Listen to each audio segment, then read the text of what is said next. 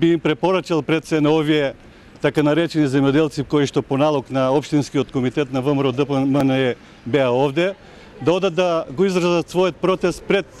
штабот на ВМРО ДПМНЕ или уште подобро пред куќата на координаторот на пратеничката група на ВМРО ДПМНЕ Силвана Бонева. Видејќи Силвана Бонева заедно со 16 други пратеници од ВМРО ДПМНЕ беше надвор од салата во моментот кога се гласаше овој важен закон за земјоделците, законот за земјоделство и рурален развој. Инаку ние како пратеничка група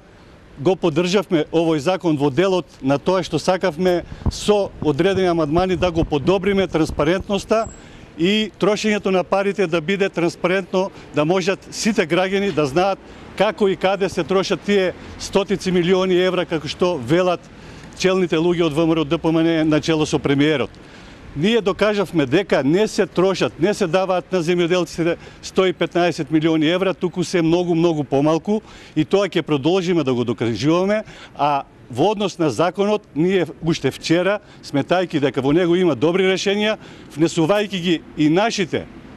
амандмани, тоест правејќи ги во состав на законот, поднесовме закон за донесување по скратена постапка за земјоделство и рурален развој. Значи, сметаме дека во тој дел треба да им помогнеме на земјоделците, но транспарентноста на трошењето на народните пари мора да биде многу поголема отколку што е сега. Од тој аспект сметаме дека било каков протест не е реален и не е адекватен на состојбата која што ја имаме.